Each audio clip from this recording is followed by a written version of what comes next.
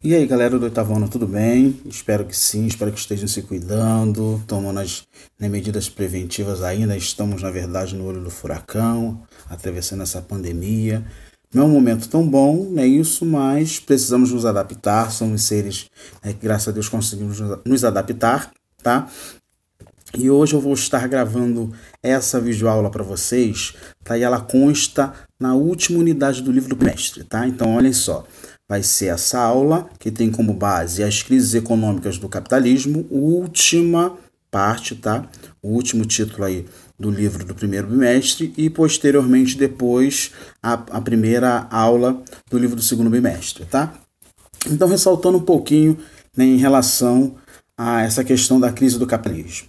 É isso? Ressaltando para vocês que o capitalismo é um sistema de governo, não é isso? E econômico, que tem como base a ideia de obtenção de lucros, não é isso? Empresa privada, trabalho assalariado e todas as suas consequências. E como todo e qualquer sistema, querendo ou não, ele tem, né, no caso, as suas questões, né, que tendem a dar certo e tem as questões que tendem a não dar certo. E na sua estruturação ao longo do tempo, não é isso? Ela foi gradativa, né? Ela foi cada vez dando, né, esse processo de desenvolvimento do próprio capitalismo ao longo dos séculos em si, né? Isso que veio desde lá do advento, né, no caso né, das descobertas e explorações dos novos continentes, a ideia de globalização, mercado único e tudo mais, ela vai passar por algumas divergências, né? Isso dentro dessas divergências aí seria a própria questão da crise, né? Isso, e quando nós falamos de uma crise econômica, nada mais é do que um período, querendo ou não, se essa crise é voltada para a ideia econômica, né? Isso seria uma espécie de um período conturbado, um período atípico desse processo econômico, que vai estar diretamente ligado no quê? Na escassez da produção, que é uma característica do capitalismo, né? Na própria questão do comércio em si e no consumo desses produtos. Parecido um pouco com o que a gente vê nessa nossa realidade, é isso? Nessa questão da pandemia, pessoas que não conseguem trabalhar, consequentemente, né, há um problema na produção e essa produção vai gerar, né, querendo ou não, um problema no próprio comércio e no próprio consumo, tá? Só para vocês terem essa noção. E aí nós vamos ver três grandes adventos aí que justificam ou qualificam esses processos de crise aí dentro do sistema capitalista. O primeiro vai ser, né, na famosa crise de 1929, consequência da própria superprodução que era comum, tá? Ela inicia-se dentro do próprio Estados Unidos, que é a maior potência da época, né? Isso, ele recebe esse título em consequência, né, da Primeira Guerra Mundial. Ele é participante dessa Primeira Guerra Mundial, mas não tão ativo.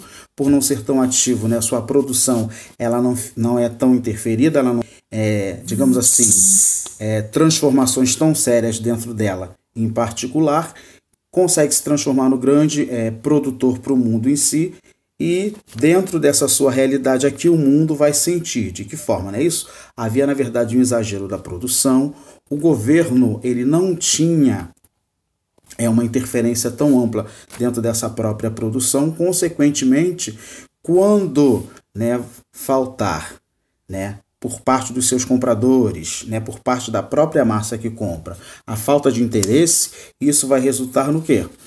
Essa produção ela começa a ficar estocada, vai diminuindo os lucros, na verdade, os bancos vão sentir, porque são os investimentos bancários, né, que estavam diretamente ligados a essas empresas, essas indústrias aí, né?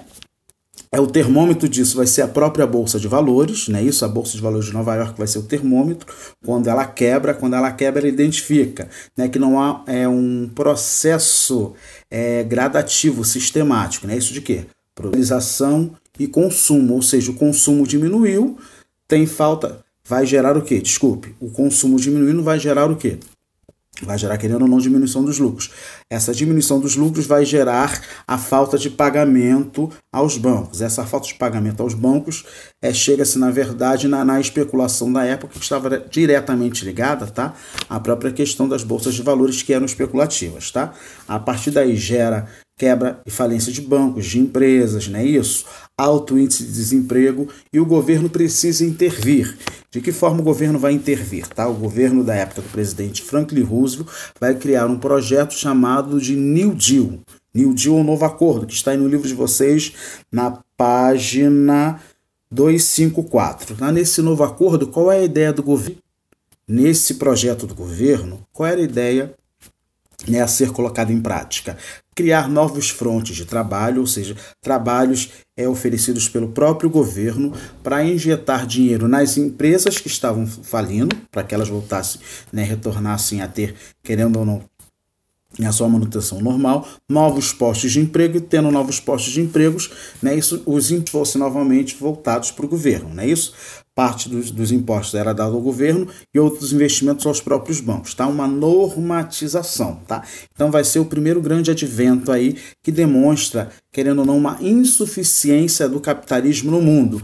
Inclusive, quem muito vai ganhar com isso, muito espaço, vai ser a ideologia socialista defendida pelos russos. É isso. Eu costumo dizer que, na verdade, a Rússia ela não foi afetada por essa crise de terror gigantesco, porque ela já vivia sua crise interna, então não tinha como ela, na verdade, sofrer isso. Inclusive porque uma das características do socialismo russo era não ter interação comercial com países de fora.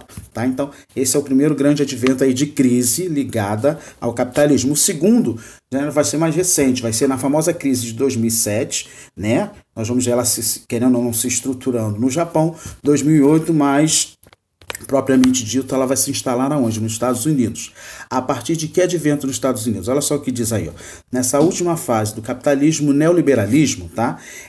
Essa ideia neoliberalista, ela, digamos assim, ela tem uma atenuante em relação ao capitalismo propriamente dito, que seria o capitalismo anexado às estatais, às empresas que são do governo. Tá? Então, a junção de empresas estatais do governo, do Estado, junto com o capitalismo privado, para engessar a economia, para melhorar a economia, tá? E aí nós vamos ver que nessa relação, tá, os grandes bancos, querendo ou não, vão ser os grandes incentivadores, emprestando dinheiro e tudo mais. Só que um grande problema ocorre dentro da economia norte-americana. Em 2008, se instaura uma crise, levando à falência de múltiplas empresas, e a partir daí a quebra do sistema bancário mundial. E essa quebra, em particular nos Estados Unidos, tá, desse mercado econômico dentro dos Estados Unidos, na questão da hipoteca. Tá? A hipoteca, na verdade, é quando você faz algum tipo de compra, tá, pelo banco, isso, o banco compra no seu nome, e enquanto você está pagando essa, digamos assim, essa loja, esse carro ou essa propriedade está no nome do banco. Depois que você termina de fazer esse pagamento, ele passa definitivamente para você. Parecido com o que a gente vê hoje aqui no Brasil, nos financiamentos caixa. Você consegue fazer o financiamento de uma casa ou de um carro, isso diretamente com o banco, e posteriormente só passa para o seu nome depois que você quita a dívida toda. Em particular, nos Estados Unidos, isso é muito comum, a questão da hipoteca. E com essa crise gerada, tá, em relação a muitas empresas falidas e tudo mais, as pessoas não conseguem pagar sua hipoteca. Conseguindo pagar a sua hipoteca, o que vai acontecer? Os bancos começam a ter um calote, uma espécie de calote, porque os bancos não recebem. Não recebendo, as pessoas perdem suas casas, isso? O banco perde a lucratividade, porque é uma espécie de empréstimo que é feito, isso? Se a casa, digamos assim, ela tem o valor de ser X, o banco, ele vai, quando ele faz esse financiamento para você, hipotecado, ele vai cobrar uma espécie de 2x, Isso, um X fica para ele e o outro X paga a pessoa pelo qual estava vendendo a casa. Então, nessa crise hipotecária, aí as pessoas não têm como pagar e os bancos vão sentir, tá? Sentindo automaticamente, isso vai gerar uma outra crise dentro da economia norte-americana, tá? Então esse é o segundo momento aí, de 2008, uma crise ligada diretamente à questão da hipoteca, tá? Da área da hipoteca nos Estados Unidos. E o último momento aí vai ser, na verdade, a crise de 2012, ou seja, essa crise começa em 2007, lá no Japão, isso, a passos curtos, mas que vai porções, chega aos Estados Unidos em 2008, e quando menos se espera um problema mal resolvido na Europa, isso já com a criação da UE, da União Europeia, com a sua moeda forte com o euro, mas não podemos esquecer que dentro desse bloco da UE, existem os países que não têm tanta estruturação econômica, tá? Pela falta de estruturação econômica de alguns países dentro do bloco europeu, tá? Países esses como o quê? Tá? Como Portugal, Grécia, Espanha, Itália, tá? Porque eles têm, em particular, um problema que está ligado à sua dívida pública. Tem uma massa de trabalhadores públicos onde o Estado precisa pagá-los, né? Isso é o Estado que paga eles. Seriam aposentados, funcionários, tanto da ativa quanto funcionários, na verdade, que já não são da ativa, e tem essa grande massa, né, a ser paga com dinheiro público. E por faltar os pagamentos para essa área pública, é gerado um déficit, tá? Parecido com o que a gente tem visto no Brasil em relação da nossa previdência, não é isso? Né? Mexe-se daqui, mexe-se dali, para que o país, o Estado em particular, ele consiga pagar essa massa de trabalhadores públicos, tá? Então isso vai estar diretamente ligado na Europa, na questão dessa dívida pública de alguns países que fazem parte do bloco, né, isso da União Europeia, que pelos outros países mais fortes já começam a não ser bem visto. A ideia é que se retire, né, eles, porque a ideia da União Europeia é uma ajuda mútua aos países que fazem parte dela. Mas nessa ideia de ajudar, o que ocorre? Tá? Aquela ideia dos países mais ricos, querendo ou não, nesse momento, terem que mexer no seu patrimônio, no seu próprio capital, para investir nesse, tá? Então, começa-se os contrapontos, tá? O texto aí diz para vocês aí, ó, o Bloco Econômico Europeu vai deter acordo entre os países membros que deverão ser mantidos para a manutenção de uma economia unificada, conforme expliquei. Porém, em consequência da dívida pública, que são as contas que os governos desses países que eu falei para vocês, não é isso? Portugal, Espanha, Itália, Grécia, Irlanda não conseguem, né, se adequar, não conseguem colocar em prática, pagar, vai gerar o quê? Um déficit, tá? A quebra dos bancos, a economia fragilizada, tá, desses países aí, vai fazer com que haja um endividamento público. Essa crise vai se alastrar por toda a Europa, reduzindo ainda mais a desconfiança dos investidores no mercado europeu. É aquilo, quando o país não tem estabilidade, uma empresa multinacional tem o medo de investir diretamente nele. Por quê?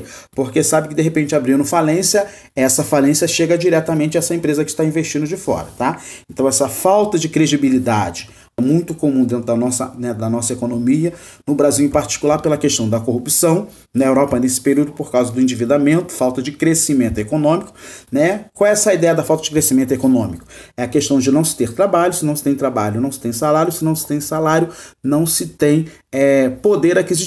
Não tem poder aquisitivo, não consegue comprar o que você mesmo produz, tá? E isso vai estar diretamente ligado ao quê? Né? Aos que trabalham diretamente nesses ramos e aos bancos que, querendo ou não, investem para que essa questão da produção seja cada vez mais correta, crescente, e ele ganhe com isso, tá? Então, por essa falta de credibilidade aí, em particular, tá, que vem das dívidas públicas que não conseguem se encaixar com o dinheiro que esses países têm, vai gerar todos esses problemas aí. Esses países vão ser classificados como os PIGs, tá? PIGs, em inglês, porcos, ou seja, países que não têm uma estrutura, países que estão, na verdade, na lama, né? Não têm uma estrutura econômica boa para se sobressair. Será somente a partir do ano de 2011 que, né, no caso, esse codinome vai ser dado a esses países aí, né, em referência à sua instabilidade.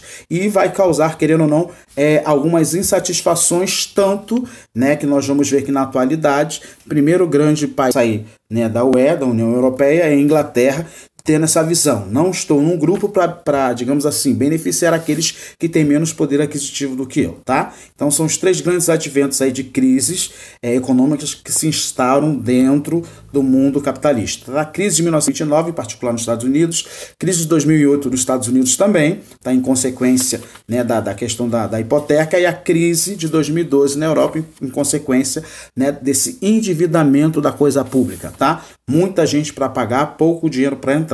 Isso demonstra, querendo ou não, a questão da instabilidade que um país pode ter mesmo sendo adepto do capitalismo. Tá bom, pessoal? Até o próximo aí, que vai ser a primeira lição, tá, que vai ser a primeira lição do livro novo. Tá bom, pessoal?